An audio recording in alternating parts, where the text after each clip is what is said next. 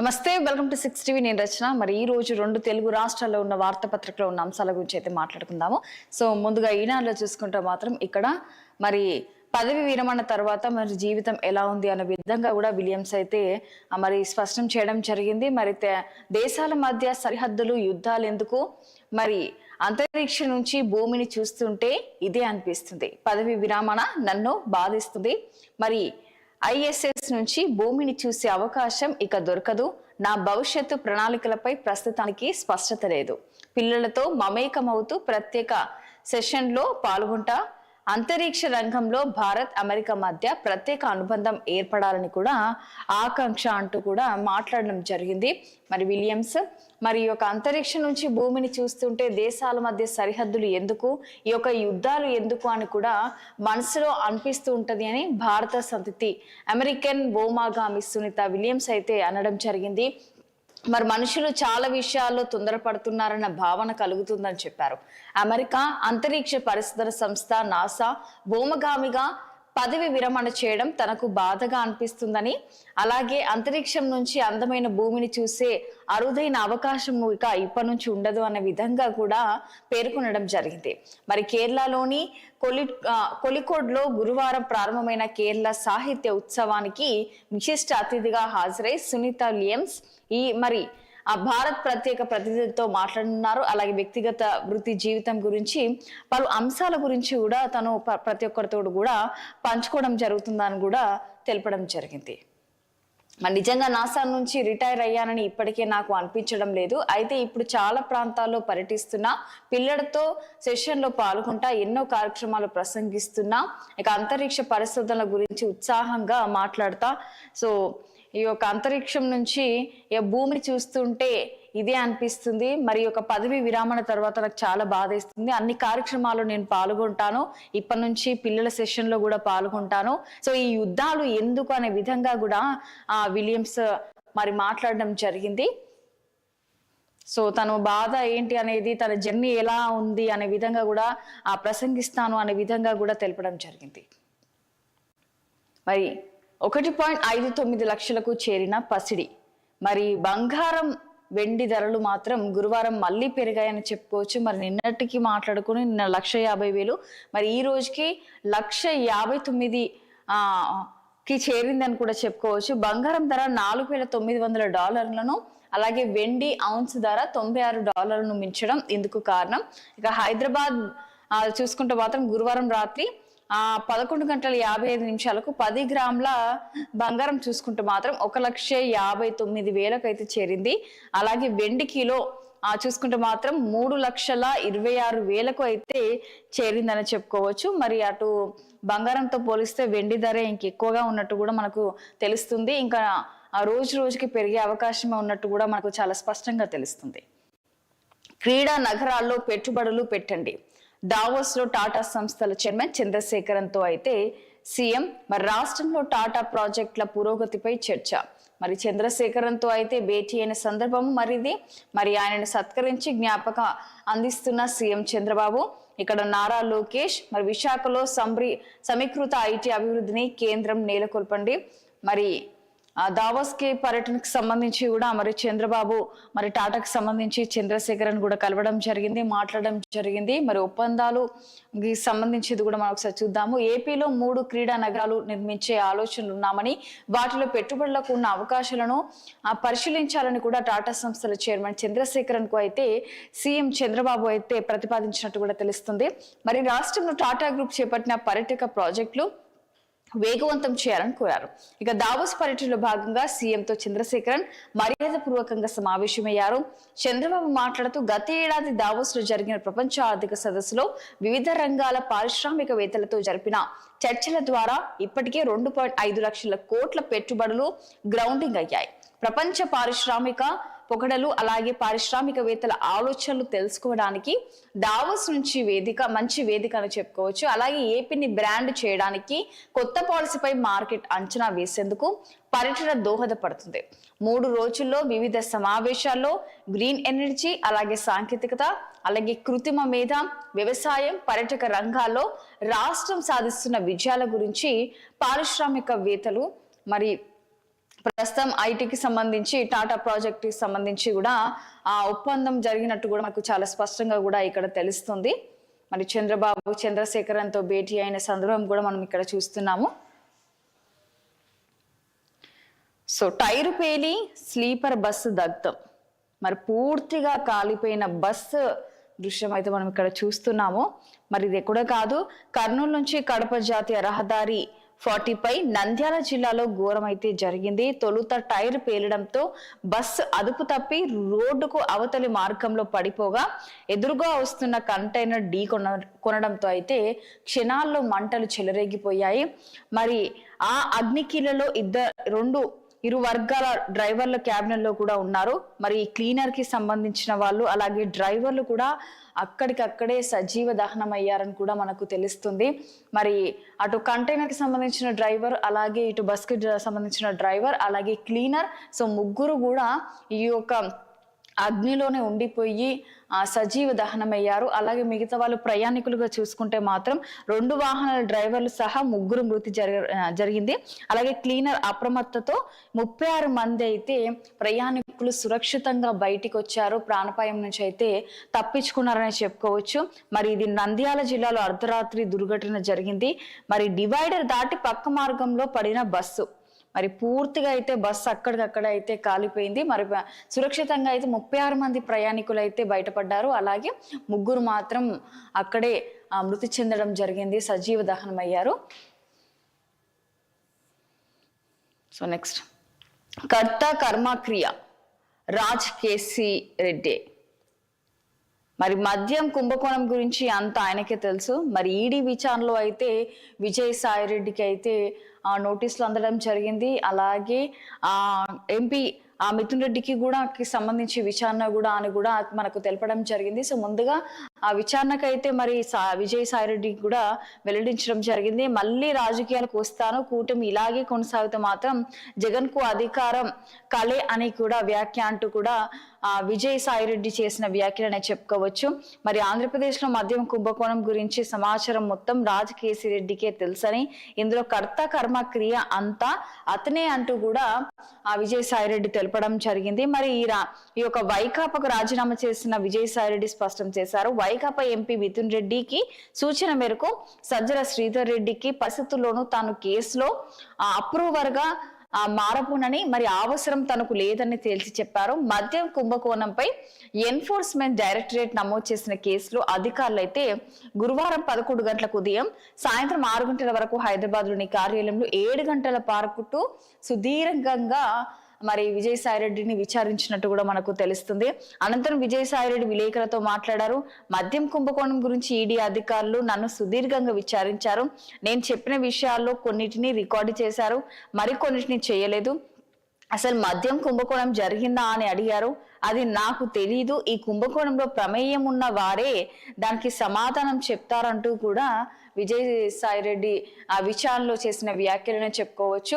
మరి విజయసాయి రెడ్డికి విచారణ నోటీసులు అందాయి, మరి వెళ్ళడం కూడా జరిగింది. ముఖ్యంగా చూసుకుంటే మాత్రం లిక్కర్ స్కామ్ కి సంబంధించి మరి మద్యం కుంభకోణం గురించి కూడా విచారణ జరిపించారు. మరి ఆ విచారణలో చూసుకుంటే మాత్రం కొన్ని మాటలు కొన్ని సమాధానాలు చెప్పినవి మాత్రము రికార్డ్ చేసుకున్నారు, మరికొన్ని మాత్రం రికార్డ్ చేయలేదు అంటూ కూడా తెలపడం జరిగింది. ఈ మద్యం కుంభకోణంకు సంబంధించి నాకు ఎలాంటి ప్రమేయం లేదు నాకు అంటూ కూడా వ్యాఖ్యలు చేసినట్టు కూడా మనకు చాలా స్పష్టంగా కూడా తెలుస్తుంది. సో నెక్స్ట్ సాక్షికి వెళ్ళిపోదాం. సాక్షిలో ఉన్నది చూసుకుందాము. ఓకే, సమగ్ర భూ రీసర్వే మహాజ్ఞానం. మరి నిన్న మరి మాజీ సీఎం జగన్మోహన్ రెడ్డి అయితే మాట్లాడడం జరిగింది. నాడు దుష్ప్రచారం, నేడు క్రెడిట్ చోరీ. మరి సీఎం చంద్రబాబుపై నిప్పులు చెరిగిన వైఎస్ జగన్, ఏనాడైనా భూ రీసర్వే గురించి ఆలోచించావా? మేం చేసిన మరో యజ్ఞం క్రెడిట్ను నిస్సిగ్గుగా కొట్టేస్తావా? ఊసర వెళ్ళి కూడా సిగ్గుపడేలా చంద్రబాబు మాటలు అంటూ కూడా మరి జగన్ మాట్లాడిన వ్యాఖ్యలు. భూమండలంపై ఇంతటి క్రెడిట్ చోరుడు ఇంకొకరు ఉండరు. రీసర్వే కోసం 15,000 గ్రామ సచివాలయాలు, 40,000 మంది ఉద్యోగులతో మేం చేసిన ప్రతి ప్రయత్నం ఓ రికార్డు. సర్వే ఆఫ్ ఇండియాతో ఒప్పందం, కోట్ల సంఖ్యలో రాళ్లు. భూ సమస్యల శాశ్వత పరిష్కారానికి అత్యాధునిక పరిజ్ఞానం. దేశంలో 100 ఏళ్ల తర్వాత చేపట్టిన మహాయజ్ఞం ఈ సర్వే. మరి 2 విమానాలు, 4 హెలికాప్టర్లు, 200కు పైగా హై అండ్ డ్రోన్స్, ఇక advanced security features, QR codes తో పట్టాదారు పాస్ పుస్తకాలు. అందుబాటులోకి 1358 మంది మండల మొబైల్ మెజిస్ట్రేట్లు. Automatic sub division protocol mutation జరిగేలా చర్యలు. సచివాలయాల్లోనే రిజిస్ట్రేషన్ సేవలు ప్రారంభం. ఎన్నికల నాటికే 17,461 రెవెన్యూ గ్రామాలకు గాను 6,800 గ్రామాల్లో సర్వే పూర్తి. కేంద్రం, నీతి ఆయోగ్, ఇతర రాష్ట్ర ప్రభుత్వాల ప్రశంసలు. ఇలాంటి రీసర్వేపై భూములు, ఆస్తులు కబ్జా చేస్తున్నారని బాబు నాయుడు దుష్ప్రచారం. కేంద్రం 400 కోట్లు ప్రకటించగానే క్రెడిట్ కేటాయించడానికి నానా పాటలు. ఇక మేమిచ్చిన పాస్బుక్లు వెనక్కి తీసుకొని రంగు మార్చి ఇవ్వడము దారుణం అంటూ కూడా మాజీ సీఎం జగన్మోహన్ రెడ్డి చేసిన వ్యాఖ్యలు చంద్రబాబు పైన. మరి నెక్స్ట్, ప్రజల గొంతుకు వినిపించండి. పార్లమెంటరీ పార్టీ భేటీలో ఎంపీలకు వైఎస్ జగన్ దిశానిర్దేశం. ఇక రాష్ట్ర ప్రజల సమస్యలను పార్లమెంటు ఉభయ సభలో బలంగా ప్రస్తావించాలి. హక్కుల అణచివేతపై ఎలుగెత్తాలి. అలాగే భయంకరమైన రుణభారంలో ఏపీ యథేచ్ఛంగా రాజ్యాంగ ఉల్లంఘన, అత్యంత ఆందోళనకరంగా శాంతి భద్రతలు, రెడ్ బుక్ పాలనతో రాజకీయ కక్ష సాధింపులు, చంద్రబాబు సర్కార్ అన్యాయాలను ఎండగట్టాలి. మరి జమ్మూలో అయితే మళ్ళీ ఘోరం జరిగింది. మరి లోయలోకి పల్టీ కొట్టిన ఆర్మీ వాహనం. మరి 10 మంది సైనికులు అయితే ఆ ఒక వాహనంలో ఉన్నారు. మరి ఈ యొక్క ఘోరంలో 10 మంది సైనికులు అయితే దుర్మరణం చెందినట్టు కూడా మనకు చాలా స్పష్టంగా కూడా తెలుస్తుంది.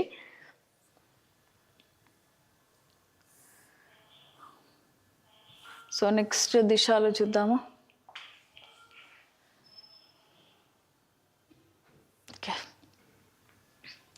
వరల్డ్ ఎకనామిక్ ఫోరం ఎండి జెరెమీ జర్గెనిస్, అలాగే forum digital economic head Manju George కు జ్ఞాపిక అందజేస్తున్న సీఎం రేవంత్ రెడ్డి.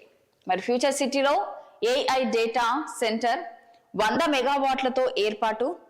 మరి నిన్న అక్కడ జరిగిన తర్వాత మరి ఇక్కడ చూసుకుంటే మాత్రం ముఖ్యమంత్రిని కలిసిన ఏపీ మంత్రి లోకేష్.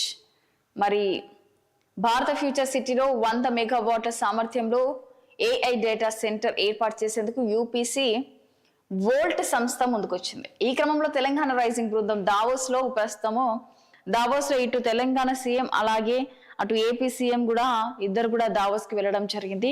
మరి అక్కడ మరి లోకేష్ మరి దగ్గరికి వెళ్ళి సీఎం ని రేవంత్ రెడ్డిని కూడా పలకరించడం జరిగింది. సో ఇక్కడ మనం చూస్తున్నాం ఇక్కడ. అలాగే ఈ క్రమంలో తెలంగాణ రైజింగ్ బృందం దావోస్ లో యూపీసీ వోల్ట్ సంస్థతో అవగాహన ఒప్పందం కుదుర్చుకుంది. మరి యూపీసీ వోల్ట్ సిఇఓ హాన్ డి గ్రూట్, మరి యూపీని రిన్యూవబుల్ ఏపీ సహా వ్యవస్థాపకుడు స్టీవెన్ జాన్, అలాగే యూపీని రిన్యూవబుల్ ఇండియా సిఇఓ అరోల్క్ నిగమ్తో ముఖ్యమంత్రి రేవంత్ రెడ్డి ప్రత్యేకంగా సమావేశమయ్యారు. ఇక ప్రస్తుతం చూసుకుంటే 5,000 కోట్ల పెట్టుబడిని ఈ సంస్థ పెట్టనుంది. అంతేకాకుండా ఈ డేటా సెంటర్ కు అవసరమైతే విద్యుత్ సరఫరాకు 100 మెగావాట్ల సామర్థ్యంతో ప్రత్యేక పునరుత్వ విద్యుత్ ప్లాంట్లు కూడా ఏర్పాటు చేయనున్నట్టు కూడా మనకు చాలా స్పష్టంగా కూడా తెలుస్తుంది. ఇక్కడ చూసుకుంటే 5 ఏళ్లలో మాత్రం 5,000 కోట్లు పెట్టుబడులు, అలాగే సుమారు 4,000 మందికి ఉపాధి కల్పించనున్నట్టు కూడా మనకు తెలుస్తుంది. అలాగే యూపీసీ వోల్ట్ సంస్థతో తెలంగాణ సర్కార్ ఒప్పందం చేసుకుంది. అలాగే తెలంగాణ రైజింగ్ 2047 విజన్ కు మా మద్దతు. Hyderabad world economic forum follow up forum నిర్వహణపై త్వరలోనే నిర్ణయం తీసుకుంటాము దీని గురించి అని కూడా తెలియజేయడం జరిగింది. సీఎం రేవంత్ రెడ్డితో మేనేజింగ్ డైరెక్టర్ జెరెమీ జర్గెనిస్, అలాగే 623 కోట్ల పెట్టుబడులతో మరి ఎలక్ట్రిక్ విస్తరణ, అలాగే సౌర పవన విద్యుత్ ఉత్పత్తిపై కూడా ఐనాక్స్ గ్రూప్ ఆసక్తి కూడా చూపిస్తున్నట్టు కూడా తెలుస్తుంది. మరి దీనికి సంబంధించింది కూడా మరి ఇంకా ఇన్ఫర్మేషన్ రాలేదు. సో ప్రస్తుతం అయితే ఓన్లీ వోల్ట్ సంస్థకి సంబంధించింది మాత్రమే మనకి ఇప్పటి వరకు అయితే అందిన సమాచారం. మరి ప్రస్తుతం కూడా ఈ యొక్క పవన విద్యుత్ ఉత్పత్తిపై కూడా ఐనాక్స్ గ్రూప్ కూడా ఆసక్తి చూపిస్తున్నట్టు కూడా మనకు చాలా స్పష్టంగా కూడా తెలుస్తుంది. మరి దావోస్ పర్యటన విజయవంతం, జూరిచ్ బయలుదేరిన సీఎం రేవంత్, ఇండియాకు ప్రయాణమైన మంత్రులు శ్రీధర్ బాబు అలాగే పొంగిలేటి సీఎం రేవంత్ రెడ్డి కూడా బయలుదేరినట్టు కూడా మనకు తెలుస్తోంది. ఇక్కడ ఉత్తమ్ కుమార్ మాట్లాడిన వ్యాఖ్యలు చూద్దాం. సన్నబియ్యంతో పాటు 5 రకాల సరుకులు రేషన్ షాపుల ద్వారా పంపిణీకి ప్లాన్, వచ్చే ఏడాది నుంచి అమలు చేసే ఆలోచన, ధాన్యం కొనుగోలులో తెలంగాణ కొత్త రికార్డు, మంత్రి ఉత్తమ్ కుమార్ రెడ్డి.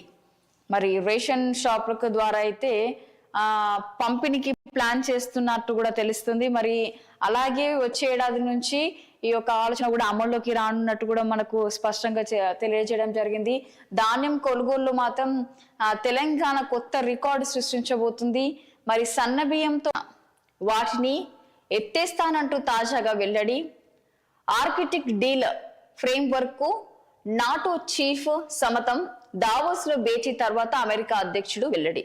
మా తరపున మీరు మాట్లాడలేరు, నాటోకు డెన్మార్క్ కౌంటర్. మరి ట్రంప్ కు భారత్ నిరసన, బోర్డ్ ఆఫ్ పీస్ ప్రకటన కార్యక్రమానికి గైర్హాజరు, అలాగే పాక్ సంతకంతో ఇండియా ఆగ్రహం. ఇక్కడ చుక్కలు చూపిస్తున్న స్టార్ హెల్త్, మరి పాలసీదారులకైతే నరకం చూపిస్తున్న బీమా సంస్థ.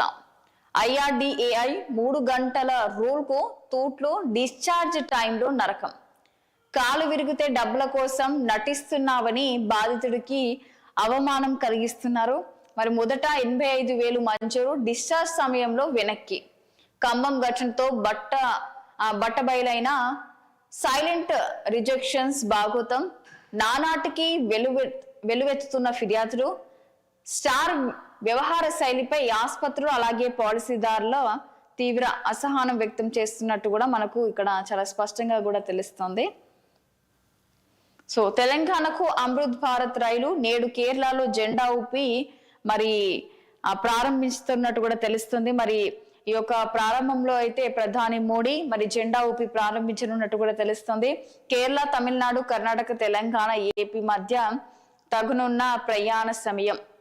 మరి ఈ యొక్క అమృత్ భారత్ రైలు ఇంకా వందే భారత్ కన్నా స్పీడ్ అని కూడా మనకు చాలా స్పష్టంగా కూడా తెలుస్తుంది. మరి ఏపీ మధ్య తగ్గనున్న సమయ ప్రయాణం, మరి టైంకి సంబంధించింది కూడా చాలా తక్కువ టైంలో కూడా రీచ్ అవ్వచ్చు అనే విధంగా కూడా ఇది కేరళ, తమిళనాడు, కర్ణాటక, తెలంగాణ, ఏపీ మధ్య రానున్నట్టు కూడా తెలుస్తుంది అమృత్ భారత్ రైలు.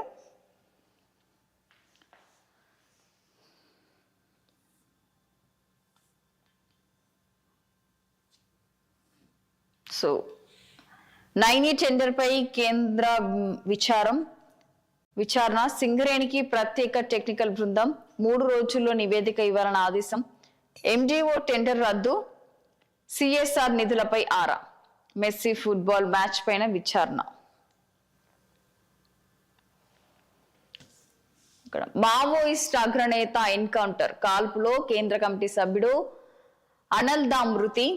మరి ఆయనపై 2.35 కోట్ల రివార్డ్. మరో 14 మంది నక్సలైట్ల మరణం. జార్ఖండ్ సరండ అడవులో భారీ ఆపరేషన్, భారీగా పేలు పదార్థాలు అయితే స్వాధీనం చేసుకున్నారు. మరి ఇక ఎన్కౌంటర్ ఇంకా కొనసాగుతున్నది. మరి ఇక్కడ అనల్దా మృతదేహం మరి జార్ఖండ్ పశ్చిమ సింగ్భూమ్ జిల్లా సరండ్ అడవులో గురువారం భారీ ఎన్కౌంటర్ జరిగింది. ఇందులో చూసుకుంటే 15 మంది మావోయిస్టులు అయితే మృతి చెందారు. వారిలో మావోయిస్టు పార్టీ కీలక నేత అలాగే కేంద్ర కమిటీ సభ్యుడు పాటిరామ్ అలియస్ అనల్దా ఉన్నారు. ఇక అనల్దా పైన చూసుకుంటే 2.35 కోట్ల రివార్డు ఉన్నట్టు కూడా తెలుస్తుంది. అలాగే 50 లక్షల రివార్డు ఉన్న నక్సలైట్ల నేత సైతం మృతులో ఉన్నట్లు కూడా మనకు తెలుస్తుంది. మరి ఘటన ప్రాంతంలో అయితే భారీగా ఆయుధాలు అలాగే పేలుడు పదార్థాలు మరికి సంబంధించి నిత్యావసర సామాగ్రిని కూడా స్వాధీనం చేసుకున్నారు మరి పోలీసులు. అలాగే దట్టమైన సరండ అడవుల్లో ఈ ఎన్కౌంటర్ చోటు చేసుకోవడం, కొందరు నక్సలైట్లు ఎన్కౌంటర్ నుంచి తప్పించుకోగలిగిన వారి కోసం అయితే ప్రస్తుతం అయితే గాలింపు చర్యలు కొనసాగుతున్నాయని కూడా చెప్పుకోవచ్చు మనము. మరి ఇక్కడ మావోయిస్టులకు కంచుకోట వంటి రాష్ట్రంలో ఇతర ప్రాంతాలన్నింటిలో మావోయిస్టుల ఉనికి దాదాపు కనుమరుగైందని పోలీసులు భావిస్తున్నారు. ఇప్పుడు పూర్తిగా ఫోకస్ సరండా మరి మావోయిస్ట్ అగ్రనేతల కోసం 2022 నవంబర్ నుంచే ఈ 2 ప్రాంతాల భద్రతా బలగాలు జాయింట్ ఆపరేషన్ మొదలు పెట్టడం జరుగుతుందంటూ కూడా మనకు తెలియజేయడం జరుగుతుంది. మరి నేడు విచారణకు రండి, ఫోన్ ట్యాపింగ్ కేసులో కేటీఆర్ కు సిట్ నోటీసులు, ఉదయం 11 గంటలకు హాజరు కావాలని స్పష్టీకరణ. మరి మొన్న చూసుకుంటే హరీష్ రావుకు కూడా విచారించడం జరిగింది, 7 గంటలన్నర పాటు విచారించడం జరిగింది. మరి ఈ రోజు ఉదయం మరి బీఆర్ఎస్ వర్కింగ్ ప్రెసిడెంట్ కేటీఆర్ ని కూడా ఫోన్ ట్యాపింగ్ సంబంధించి విచారణకు కూడా ఉదయం 11 గంటలకు హాజరు అవ్వాలి అనే విధంగా నోటీసులు పంపించడం జరిగింది. మరి ఈ రోజు ఉదయం 11 గంటలకైతే మరి కేటీఆర్ మరి విచారణకైతే రాబోతున్నారు. మరి చూడాలి. మరి దీనికి సంబంధించింది కూడా మరి ఫోన్ ట్యాపింగ్ కేసులో మరో కీలక పరిణామం చోటు చేసుకుంది. ఇటీవల బీఆర్ఎస్ కు చెందిన మాజీ మంత్రి సిద్దిపేట ఎమ్మెల్యే హరీష్ రావును విచారించిన సిట్ గురువారం ఆ పార్టీ వర్కింగ్ ప్రెసిడెంట్ కేటీఆర్ కు సైతం నోటీసులు ఇచ్చారు. మరి హైదరాబాద్ నగరంలోని ఆయన నివాసానికి వెళ్లిన అధికారులు నోటీసు అందజేశారు. నేడు ఉదయం 11 గంటలకు జూబ్లీ హిల్స్ పోలీస్ స్టేషన్ లో విచారణకు హాజరు కావాలని అయితే పేర్కొనడం జరిగింది. మరి అధికారి ప్రభాకర్ రావుతో పాటు పలువురు ఉన్నత స్థాయి పోలీసు అధికారులు నిందితులుగా ఉన్నారు. ఎన్నికల సమయంలో నిబంధనలకు విరుద్ధంగా ప్రతిపక్షాలు ఇతరులపై నిఘా పెట్టారని, వారి సంభాషణలు విన్నారని, అనంతరం కీలక సాక్ష్యాధారాలను ధ్వంసం చేశారనే ఆరోపణలపై దర్యాప్తు కొనసాగుతున్నది. ఇప్పటికే మాజీ మంత్రి తన్నీరు హరీష్ రావును సిట్ అధికారులు మంగళవారం సుమారు 7 గంటల పాటు సుదీర్ఘంగా విచారించిన సంగతి తెలిస్తే, ఇదే క్రమంలో తాజాగా కేటీఆర్ ను సైతం విచారణకు పిలవడం గమనార్హమని చెప్పుకోవచ్చు. చూడాలి మరి ఈ రోజు ఏమైతుందో. మరి సిట్ కాదు డైవర్షన్ గేమ్ అంటూ కూడా బీఆర్ఎస్ కి సంబంధించింది వాళ్ళు కూడా మాట్లాడడం జరుగుతుంది. మరి రేవంత్ సిట్ అంటే సిట్, మరి స్టాండ్ అంటే స్టాండ్ అంతే. మంత్రులు, ప్రతిపక్ష నేతలు ఫోన్ ట్యాపింగ్ చేయిస్తున్న సీఎం బొగ్గు స్కామ్ పై ప్రశ్నించినందుకే హరీష్ రావు పైన కూడా నోటీసులు ఇవ్వడం జరిగింది. ఇప్పుడు కేటీఆర్ పైన కావాలనే ఇది డైవర్షన్ పాలిటిక్స్ అంటూ కూడా ఒక డైవర్షన్ గేమ్ అంటూ కూడా కేటీఆర్ చేసిన వ్యాఖ్యలు. మరి విచారణకు హాజరవుతా, నా ఫోన్ ట్యాప్ అయిందా లేదా అని అడుగుతా Sircilla BRS working president KTR మరి మాటలను చెప్పుకోవచ్చు. మరి నెక్స్ట్ కేసీఆర్ త్వరలో గులాబీ బాస్ కు కూడా సిట్ నోటీసులు ఇచ్చే ఛాన్స్, పార్టీని ఉక్కిరి బిక్కిరి చేస్తున్న వరుస పరిణామాలు. సో మొన్న రీసెంట్ గా కూడా మన కేటీఆర్ కూడా తెలపడం జరిగింది. సో హరీష్ రావు వెళ్ళిన తర్వాత నెక్స్ట్ కేసీఆర్ కి ఖచ్చితంగా నోటీసులు పంపిస్తారు, ఆ నమ్మకం మాకుంది, మాకు భయం లేదు, మేము ఖచ్చితంగా ఎదుర్కొంటాము, మేము ఏం చేయలేదు కాబట్టి తప్పకుండా మేము ఎదుర్కొంటాము అనే విధంగా కూడా మాట్లాడడం జరిగింది. సో నెక్స్ట్ హరీష్ రావు తర్వాత ఆ కేసీఆర్ ని ఒక విచారణకు సంబంధించి నోటీసులు పంపిస్తారని అనుకున్నారు. కానీ ఈ మధ్యలోనే మళ్ళీ వెంటనే మరి ఆ కేటీఆర్ కి అయితే నోటీసులు ఇవ్వడం జరిగింది. చూడాలి మరి నెక్స్ట్ ఇంకా బీఆర్ఎస్ కి సంబంధించి మరి మాజీ సీఎం ఆ కేసీఆర్ కి కూడా మరి బాస్ కి నోటీసులు పంపిస్తారా లేదా అనేది అయితే చూడాలి. మరి బీఆర్ఎస్ వాళ్ళైతే ఖచ్చితంగా అయితే నెక్స్ట్ బాస్ కి ఖచ్చితంగా నోటీసులు పంపిస్తారు, బాస్ ని కూడా మరి కేసీఆర్ ని కూడా ఖచ్చితంగా విచారిస్తారు, దాంట్లో ఎలాంటి డౌట్ లేదనే విధంగా కూడా వాళ్ళకు కూడా అనిపిస్తుంది. మరి ఇది ఖచ్చితంగా ఒక గేమే, డైవర్షన్ గేమే అని కూడా తెలపడం జరిగింది. ఎందుకు అని అంటే ముందుగా చూసుకుంటే బొగ్గు స్కామ్ పై ప్రశ్నించినందుకే హరీష్ రావు చేశారు. అలాగే ఇప్పుడు కేటీఆర్ మన నెక్స్ట్ ఖచ్చితంగా కేసీఆర్ ని పిలుస్తారు విచారణకు అని కూడా బీఆర్ఎస్ కి సంబంధించిన ప్రతి ఒక్కరు కూడా మాట్లాడడం జరుగుతుంది. సో నెక్స్ట్ V6 లో చూద్దాం. సో జార్ఖండ్ లో ఎన్కౌంటర్, 15 మంది మావోయిస్టుల మృతి.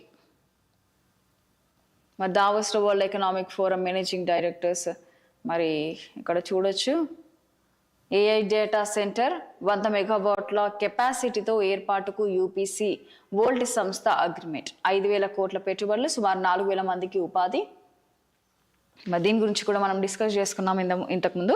మరి విజయ్కి విజిల్ గుర్తు, మరి నటుడు విజయ్ టీవీకే పార్టీకి ఎలక్షన్స్ కమిషన్ విజిల్ గుర్తునైతే కేటాయించినట్టు కూడా తెలుస్తుంది. అలాగే కమల్ హాసన్ మరి మకల్ నిధి మయం పార్టీకి బ్యాటరీ టార్చ్ ను అలాట్ చేసింది. ఈ గుర్తులు అసెంబ్లీ లేదా లోక్సభకు జరగనున్న ఎన్నికల వరకే వర్తిస్తాయి అంటూ కూడా మనకు తెలియజేయడం జరిగింది.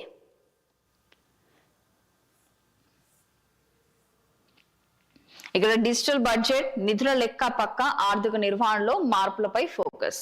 మరి ఈ ఆర్థిక సంవత్సరం నుంచే కొత్త విధానం అమలు, శాఖలో పథకాలు వారీగా నిధుల కదలికపై ప్రత్యేక డాష్ బోర్డ్, మరొక క్లిక్ తో కేటాయింపులు, నిధుల విడుదల, పెండింగ్ వివరాలు, గ్రీన్ ఛానల్ స్కీమ్స్ కు ఆటంకం లేకుండా ఫండ్స్ రిలీజ్, ఆర్థిక శాఖ ప్రతిపాదనలు, నిధుల గందరగోళానికి చెక్. మరి సభల నుంచి వెళ్లిపోతున్న గవర్నర్, నినాదాలు చేస్తున్న కాంగ్రెస్ సభ్యులు. కర్ణాటక గవర్నర్ది అదే తీరు, అసెంబ్లీలో ప్రభుత్వ ప్రసంగం చదవకుండా వాకౌట్ చేశారు. మరి సొంతంగా రాసుకున్న 2 లైన్లు చదివి వెళ్లిపోయిన గవర్నర్. స్పీచ్ కాపీలో కేంద్ర ప్రభుత్వంపై విమర్శలు ఉన్నాయని ఆ అభ్యంతరం.